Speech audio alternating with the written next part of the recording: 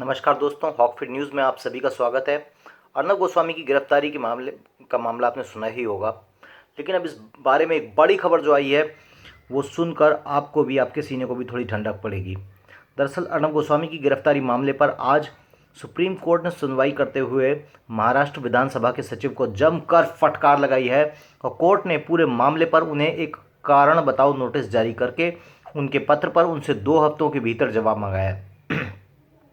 जिस तरीके से निरंकुश तरीके से अर्नब गोस्वामी की गिरफ्तारी हुई वो महाराष्ट्र के अंदर ये दर्शाता है कि किस तरीके से प्रेस पर और अभिव्यक्ति की आज़ादी पर जो सही मायने में जिस तरीके का निरंकुश उन्होंने एक निरंकुश एक्शन का जो उन्होंने प्रमाण दिया है वो साफ साफ नज़र आता है कि अब उद्धव ठाकरे सरकार महाराष्ट्र के अंदर किसी भी व्यक्ति को उनके खिलाफ बोलने नहीं देगी। महाराष्ट्र छोड़िए, उद्धव ठाकरे की पुलिस तो महाराष्ट्र से उठकर फरीदाबाद पहुंचकर यूट्यूबर साहिल चौधरी को उठा के ले आती है, लेकिन ये आवाज़ लोगों की दबने वाली नहीं है। चाहे 1, 2, 10 कितनों को पकड़ेंगे, उद्धव ठाकरे सरकार आपकी ज़्यादा चलने वाली नहीं है। लोगों कमेंट में, दोस्तों कमेंट में आप लिखो उद्धव ठाकरे मुर्दाबाद। जी हाँ, लिखिए कमेंट में उद्धव ठाकरे मुर्दाबाद, क्योंकि ठाकरे नहीं है, ठीकरे ही है। ठीक है, ठाकरे तो थे, परम पूज्य प्रातः स्मरणीय चरण वंदनीय जी जो बाला साहब ठाकरे थे, उनके नाम को इन्होंने जिस तरीके से ख़राब किया है, अब इनको अपने नाम के आगे ठाकरे लगाने की इनकी हैसियत नहीं है, इसलिए इनको उद्धव ठाकरे, आदित्य ठाकरे कहना चाहिए। इसके साथ ही आपको बता देते हैं कि कोर्ट ने अर्नब गोस्वामी को राहत प्रदान करते हुए उनकी गिरफ्तारी पर रोक लगा दी है। कोर्ट ने ये कहा है कि उन्हें वर्तमान कार्रवाई के बाद गिरफ्तार नहीं किया जाएगा। सुप्रीम कोर्ट में सुनवाई के दौरान सीजेआई ने महाराष्ट्र विधानसभा के सचिव को शीर्ष न्यायालय के समक्ष उपस्थित होने का नोटिस जारी किया और इसमें उनसे कारण बताने को कहा गया कि आखिर क्यों उनके द्वारा लिखे पत्र के विरुद्ध कार्रवाई क्यों नहीं शुरू की जानी चाहिए। आपको बता दें कि आज सुप्रीम कोर्ट में अर्नब की गिरफ्तारी का पूरा मामला वरिष्ठ वकील हरीश साल्वे ने उठाया और अर्नब को किसी भी प्रकार की कार्रवाई से बचाने की अपील करी। उन्होंने अर्नब की ओर से बताया कि उन्हें धमकी दी जा चुकी थी कि तुमने हमें गाली दी है, ये दिवाली तुम जेल में बिताओगे। तो आप देख लो किस तरीके की बातें चल रही हैं महाराष्ट्र सरकार की तरफ से। कोर्ट ने सारा पक्ष सुनकर पूरे मामले पर हैरानगी जताई कि आखिर किसी नागरिक को कोर्ट जाने से कैसे रोका जा सकता है, उसे आप कैसे धमका सकते हैं। जब अर्नब ने बोला कि मेरे वकील को बुलाओ, तब उन्होंने क्यों नहीं अर्नब के वकील को बुलाने दिया। सीजेआई ने नाराज़गी महाराष्ट्र विधानसभा सचिव पर जाहिर करते हुए कहा कि आखिर अनुच्छेद 32 फिर किस लिए है। चीफ जस्टिस ऑफ इंडिया ने यह भी कहा कि हमारे पास पत्र लिखने वाले के लिए गंभीर सवाल है और हमारे लिए इसे अनदेखा करना बेहद मुश्किल है। सीजेआई विधानसभा सचिव के पत्र पर बोले, ये न्याय की प्रक्रिया में व्यवधान है। पत्र लिखने वाले की भाषा अर्नब को धमकाने वाली है। ऐसा लगता है कि जैसे पत्र लिखने वाले की मंशा याचिकाकर्ता को डराने वाली थी, क्योंकि उन्होंने अदालत का दरवाज़ा खटखटाया। आपको बता दें कि अर्नब गोस्वामी को बुधवार को बिना समन जारी किए ज़बरदस्ती घर से उठाया गया था। कुछ पुलिस अधिकारी उनके घर पर पहुंचे थे और उनके साथ मारपीट करते हुए उन्हें एक पुराने केस में गिरफ्तार किया। इसके बाद अर्नब गोस्वामी की कई वीडियोज़ सामने आई थीं। वीडियो में उनके शरीर पर मारपीट के निशान साफ नजर आए थे, जिसे जगह जगह देख मुंबई पुलिस के रवैये की आलोचना हुई थी। पूरे देश भर में मुंबई पुलिस का जिस तरीके से नाम खराब हो रहा है, उसके पीछे और कोई नहीं, अच्छी भली मुंबई पुलिस को आपने जो है मजाक बनाकर रख दिया उद्धव ठाकरे। कोई नहीं, ज़्यादा दिन की बात नहीं है, ज़रा आपकी सरकार जाए फिर देखते हैं यही मुंबई पुलिस आपके साथ क्या करती है ना, आपको नज़र आ जाएगा उद्धव ठाकरे। देर रात तक अदालत की सुनवाई चलने के बाद अर्नब को 18 नवंबर तक न्यायिक हिरासत में भेजा गया, जबकि 14 पुलिस जो है मुंबई पुलिस लगातार 14 दिन की हिरासत का अनुरोध कर रही थी। अदालत ने पुलिस ने कहा कि हिरासत में लेकर पूछताछ करने की कोई ज़रूरत नहीं है, क्योंकि अर्नब का जो आपके ऊपर जो आरोप है वो ना अभी ऐसा साबित नहीं हुआ कि उनके खिलाफ कोई ऐसी चार्जशीट भी मतलब दाखिल नहीं हुई है, ऐसी कोई चार्जशीट भी तय नहीं हुई है।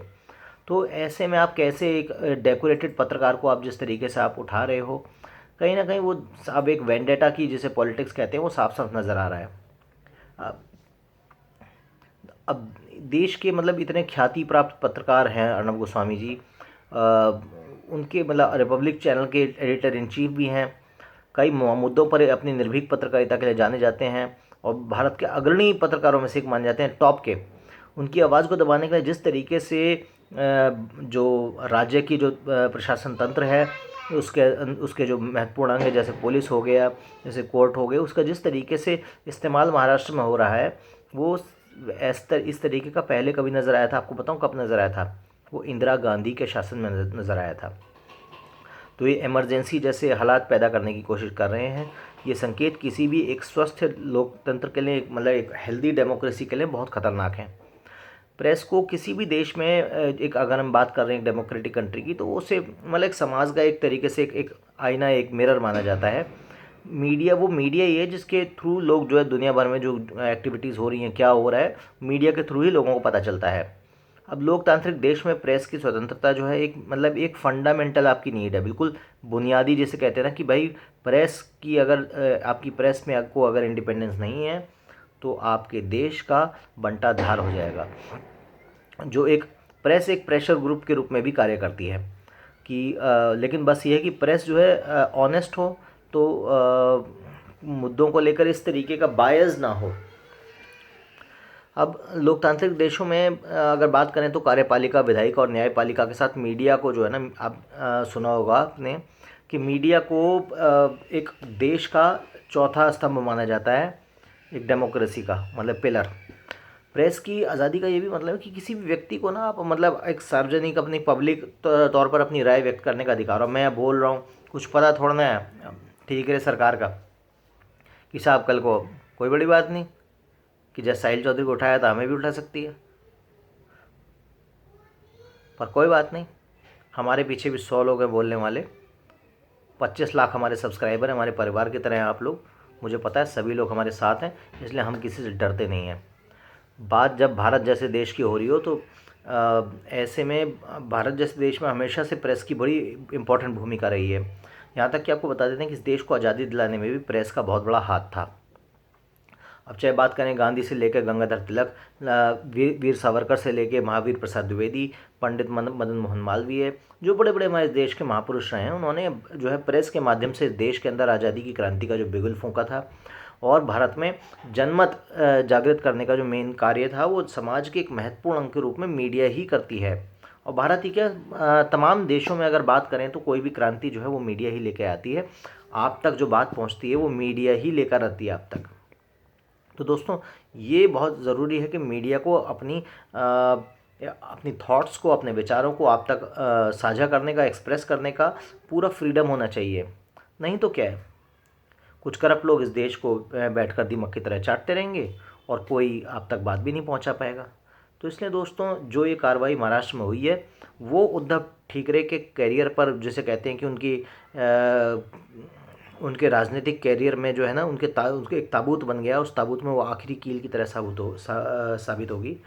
अभी कितने दिन उद्धव ठाकरे की सरकार चलेगी वो तो खैर अभी मुझे तो लगता है कि उल्टी घड़ी तो उनकी काफ़ी पहले ही चालू हो चुकी है। जिस दिन से उन्होंने सोनिया सेना का सिपाही बनने की उन्होंने जो है झंडा उठा लिया था, तो उस दिन से ही इनकी सरकार के उल्टे दिन शुरू हो गए थे।